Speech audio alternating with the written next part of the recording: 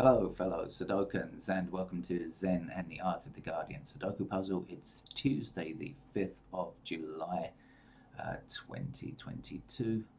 If you had 4th of July celebrations yesterday and you now have a hangover, congratulations. You brought it upon yourself. Let's hope you had a good day anyway.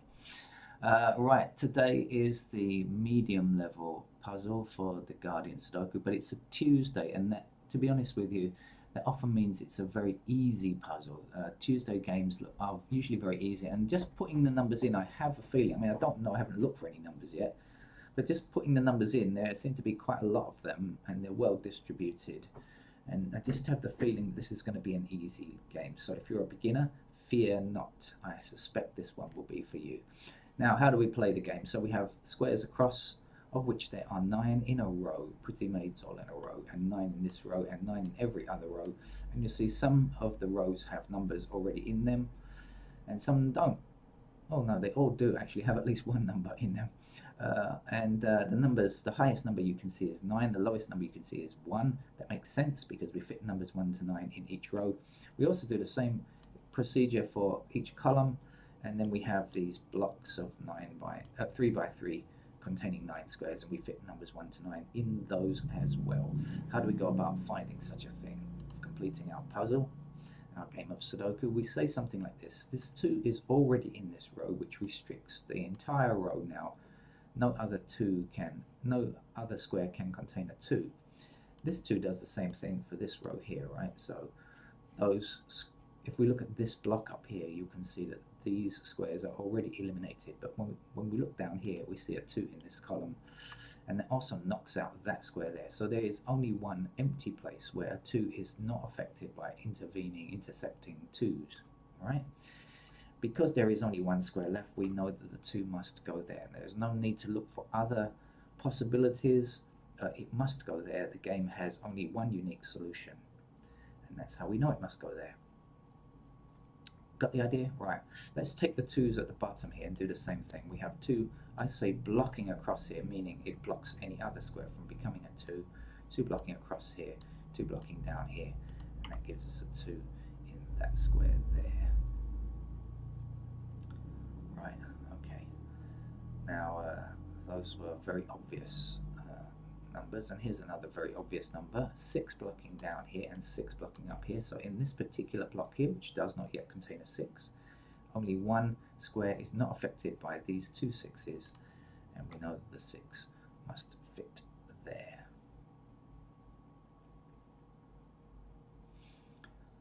Right. So that's how we play the game. We go around doing similar kinds of things, looking for what we can fit where. And for newcomers to the channel, as you know, I don't play the game ahead of time. None of the games on this channel are ever played ahead of time.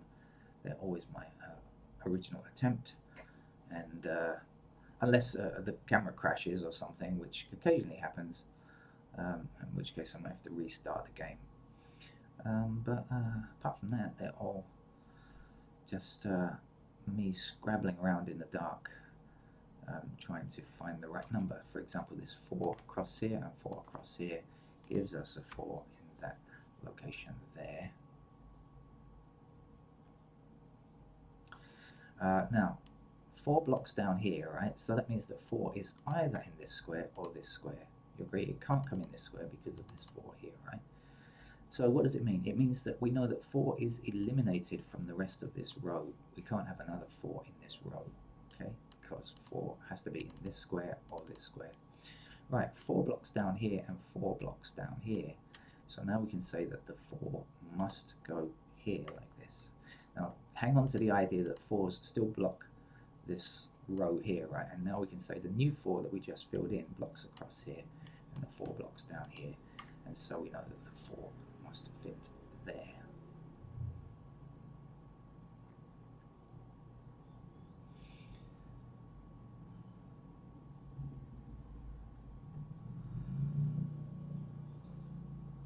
Let's click away from it so that we don't distract ourselves. And when I say we, I'm using the royal we because I mean I actually.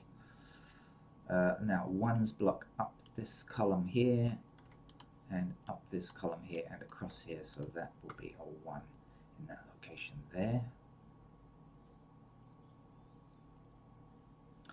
3 blocks across the top here and 3 blocks up here, so this will be a 3 in this square here.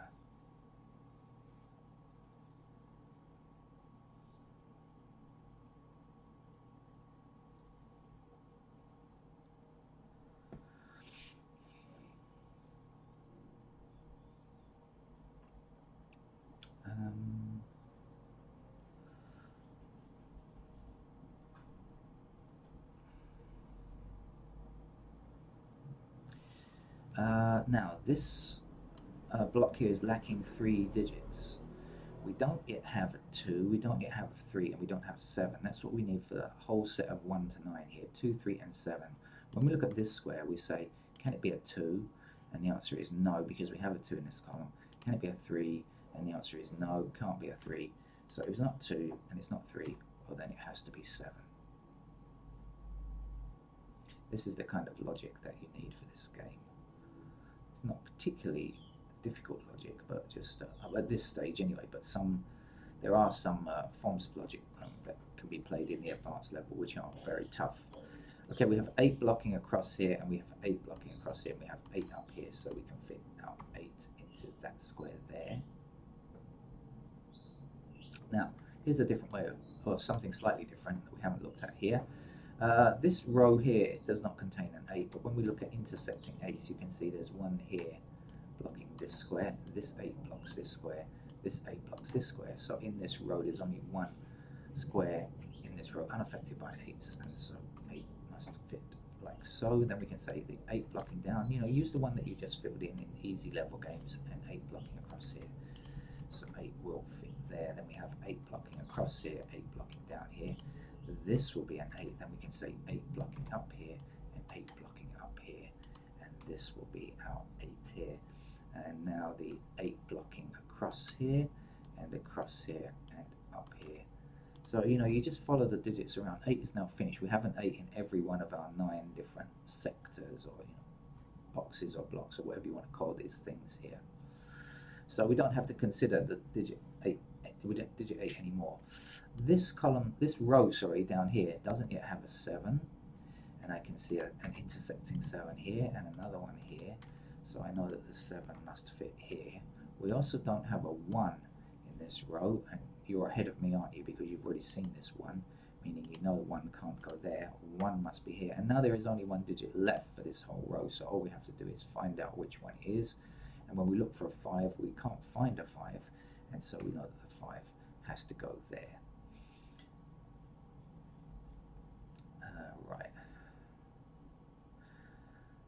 Now, missing numbers in these 2 squares are 4 and 7, and we see the intersecting 4 here, or we see this intersecting 4 here, whichever way. We know for sure, doubly sure, that this can't be a 4. So this has to be a 4, and then 7 is the last number we need here. Now, this column up here, this column here is lacking a 4, and that's the last number that we get there. Now, we've also completed 4, so 4 and 8 are both finished, and we don't need to worry about them. Missing numbers here are 5 and 7, but we can't see which is which just yet, so we have to not worry about that. Missing numbers here are 2 and 3, and again, we don't know which is which, so we just have to leave that. We can't do anything about that for the moment. We'll come back to it later. What can we do instead? Well, we can do some of our what if or thinking ahead type ideas. Okay, we have, oh actually no, we don't need to. 1 across here and 1 across here. We'll put a 1 into that square there. Didn't need to be doing a what if type situation. That's making it too complicated.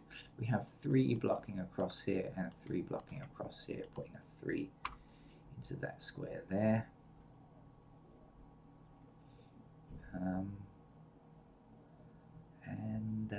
What else do we need?